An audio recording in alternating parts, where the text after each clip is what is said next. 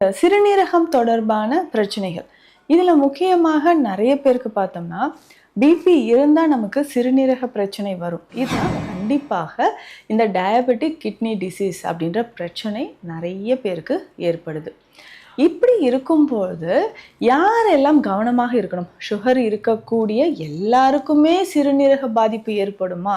சடனாக நான் ஏற்கனவே எடுத்துகிட்டு இருக்கக்கூடிய மெடிசின்ஸ் எல்லாமே ஸ்டாப் பண்ணிவிட்டு ஒரே நாளில் நான் சித்த மருந்துகளுக்கு முற்றிலுமாக மாறி குணம் பெற முடியுமா? கொஞ்சம் கொஞ்சமாக இந்த சிறுநீரகம் பிரச்சனை அப்படின்றது நமக்கு நல்ல நிலைமைக்கு வர ஆரம்பிக்கும். ஸோ இதனோட சேர்ந்து மருந்துகள் அப்படின்னு சொல்லும்போது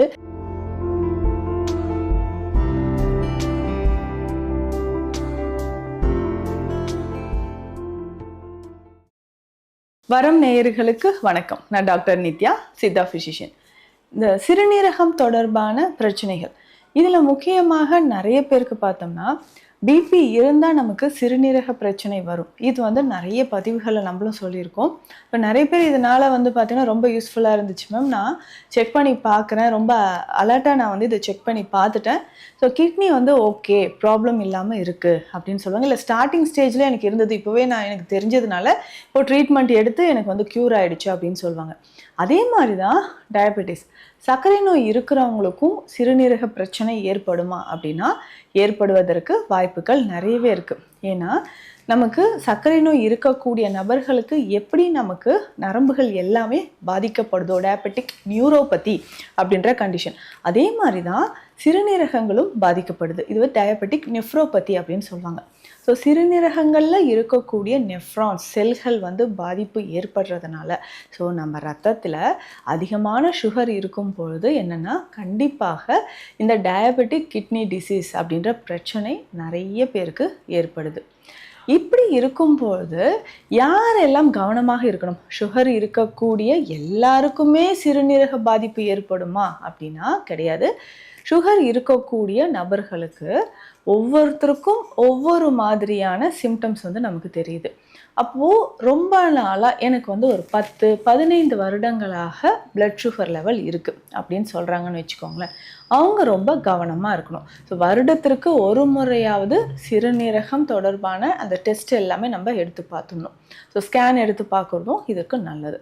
அதே மாதிரி HbA1c லெவல் 8ஐ விட அதிகமாக இருக்கும் பட்சத்தில், ஸோ 8ஐ விட அதிகமாக கொஞ்சம் கொஞ்சமாக அதிகமாகுதுன்னா கண்டிப்பாக நமக்கு என்ன ஆகும்னா நமக்கு சிறுநீரகங்களில் பாதிப்பு அப்படின்றது ஏற்படுது.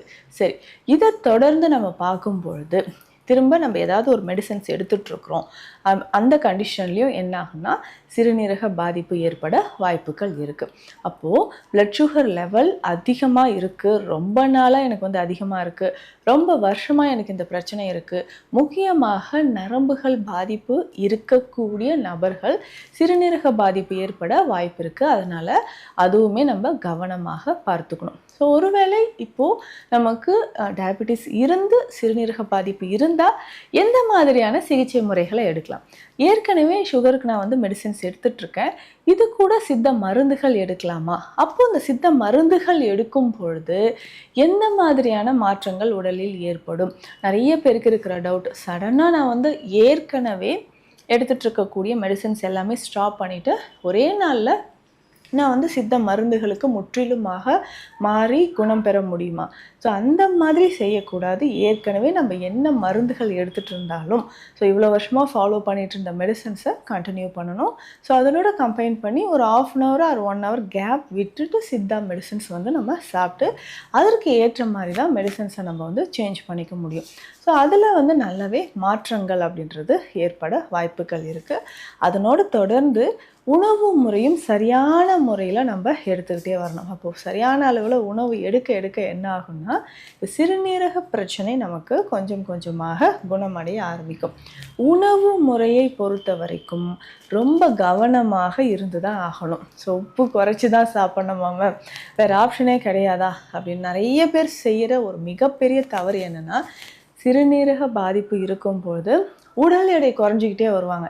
என்ன காரணம்னா, டயட்டை நான் ரொம்ப ஸ்ட்ரிக்டாக ஃபாலோ பண்ணுறேன். ஏன்னா இத்தனை வருடமாக நல்லா உப்பு போட்டு சாப்பிட்டு, எண்ணெயை சாப்பிட்டுட்டு, ஸோ நான்வெஜ், ஆல்கஹால் எல்லாம் நல்லா சாப்பிட்டுட்டு நம்ம கிட்னி கொஞ்சம் பழுதான பிறகு ஒரே மாதத்தில் எல்லாமே நான் டோட்டலாக விட்டுட்டு சாப்பிட்றது கூட சரியாக இல்லை, அடுத்த மாதமே எனக்கு வந்து இந்த பிரச்சனை சரியாயிடணும்னா அப்படி ஆகாது. உணவு முறையில் எதையெல்லாம் தவிர்க்க வேண்டியதை தவிர்த்துட்டு நம்ம சாப்பிட வேண்டிய உணவு கண்டிப்பாக சேர்த்து சாப்பிடணும். இதில் முக்கியமாக நம்ம பழ வகைகள் ரொம்ப முக்கியம். ஏன்னா வெயிட் லாஸ் ஆகாமல் பார்த்துக்கணும். ஸோ வெயிட் லாஸ் ஆகும்போது கொஞ்சம் கொஞ்சமாக நமக்கு உடலில் பாதிப்பு ஏற்பட ஆரம்பிச்சிடும். சரி, பழ வகைகளில் பப்பாளி ரொம்ப முக்கியம். நாவல் பழம் கிடைத்தால் நாவல் சாப்பிடலாம், நெல்லிக்காய் சாப்பிடலாம், கொய்யா, மாதுளை, எப்போது கொஞ்சம் பாதி ஆப்பிள் சாப்பிடலாம். ஸோ இந்த மாதிரி பழ வகைகள் அப்பப்போ நம்ம சேர்த்து சாப்பிடும் பொழுது கொஞ்சம் கொஞ்சமாக உடலில் அந்த சிறுநீரக பாதிப்பு, ஸோ பிளட் சர்க்குலேஷன் அப்படின்றது இன்க்ரீஸ் ஆக ஆரம்பிக்கும். ஸோ நம்ம அவாய்ட் பண்ண வேண்டிய விஷயங்கள், ஏற்கனவே சுகர்னால நம்ம என்ன பண்ணோம்னா அதிகமான இனிப்பு பொருட்களை எல்லாம் அவாய்ட் பண்ணியிருப்போம். உப்பும் வந்து பாதி அளவு உப்பு சேர்த்துக்கணும். கண்டிப்பாக அசைவ உணவுகளை தவிர்க்கணும். இதில் வந்து புரோட்டீன் லீக்கேஜ் நிறைய நபர்களுக்கு இருக்க வாய்ப்பு இருக்குது. அவர்கள் வந்து பார்த்தோம்னா புரோட்டீன் எந்த அளவுக்கு மருத்துவர் உங்களுக்கு பரிந்துரைக்கிறாங்களோ அந்த அளவு புரோட்டீன் எடுத்தால் போதும். அசைவ உணவுகள், ரெட் மீட்ஸ் எடுக்கிறோம் இல்லைங்களா, இதை வந்து கண்டிப்பாக தவிர்த்துடணும். பால் மற்றும் பால் சார்ந்த பொருட்களோ, கிழங்கு வகைகள், இந்த மாதிரி பொருட்களை, காய்கறிகள் எல்லாமே வேக வைத்து அந்த தண்ணீரை வடித்து அப்படி தான் சாப்பிடணும். ஸோ இது எல்லாமே நம்ம தவிர்த்துட்டு எடுக்கக்கூடிய உணவுகளை அதிகமாக கவனம் செலுத்தி நம்ம எடுக்கும் பொழுது கொஞ்சம் கொஞ்சமாக இந்த சிறுநீரகம் பிரச்சனை அப்படின்றது நமக்கு நல்ல நிலைமைக்கு வர ஆரம்பிக்கும். ஸோ இதனோட சேர்ந்து மருந்துகள் அப்படின்னு சொல்லும்போது இதுலேயே ஆவாரை குடிநீர் அப்படின்ற ஒரு மருந்து இருக்குது இல்லையா. ஸோ சித்த மருத்துவத்தில் சர்க்கரையோட அளவை குறைப்பதற்கு ஆவாரை குடிநீர் நமக்கு பயன்படுது. இந்த ஆவாரை குடிநீரை நம்ம என்ன பண்ணோம்னா, ப்ளஸ் ஆவாரை குடிநீர் இதனோட சேர்த்து என்ன பண்ணணும்னா நீர்மூழ்கி குடிநீர், ரெண்டும் ஒன்றாக சேர்த்து நம்ம குடிக்கணும்.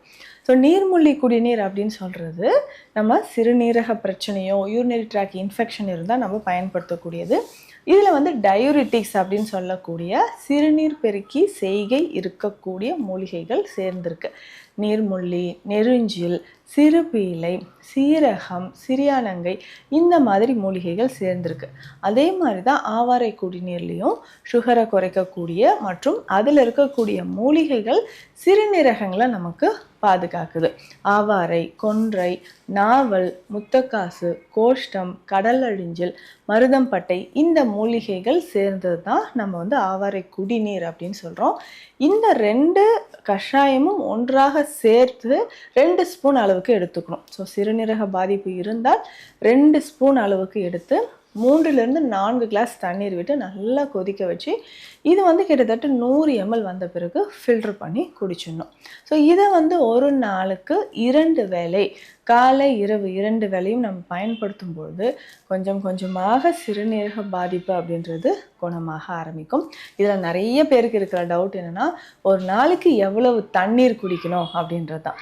தண்ணீர் அப்படின்னு சொல்கிற ஒரு விஷயம் ஒவ்வொருத்தரோட உடல்வாக பொறுத்து. நிறைய தண்ணீரும் எல்லாரும் குடிச்சிடக்கூடாது.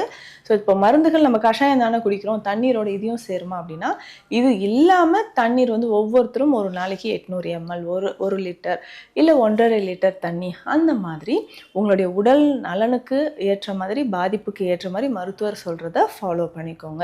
ஸோ இந்த பதிவில் நமக்கு சுகர்னால் ஏற்படக்கூடிய சிறுநீரக பிரச்சனை ஏற்பட்டால் எந்த மாதிரியான உணவு முறைகள், மருந்து முறைகள் எடுக்கலான்றதை பார்த்தோம். உங்களுக்கு இது தொடர்பான மருத்துவ ஆலோசனை தேவைப்பட்டால் ஸ்க்ரீனில் இருக்கிற நம்பருக்கு கான்டாக்ட் பண்ணுங்கள். மீண்டும் அடுத்த பதிவில் சந்திக்கலாம். நன்றி.